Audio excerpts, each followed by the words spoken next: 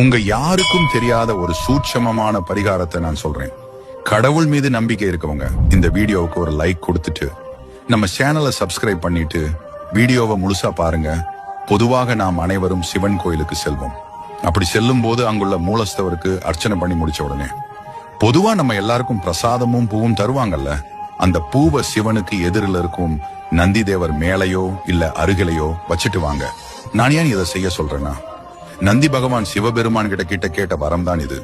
இங்கு வர பக்தர்கள் எல்லாம் என்னுடைய யோகம் கலையாமல் உன்னுடைய பிரசாதத்தை யார் ஒருவர் என்கிட்ட எடுத்துட்டு வந்து சேர்கிறார்களோ அவங்க கேட்கிற வரத்தை அள்ளி அள்ளி தருவது மட்டும் இல்லாம முக்தி தருவேன், பிறவி இல்லாத வாழ்க்கை தருவேன் என்று சிவனிடம் நந்தி தேவர் கேட்டதால் சிவன் இந்த வரத்தை நந்திக்கு அளித்தார்.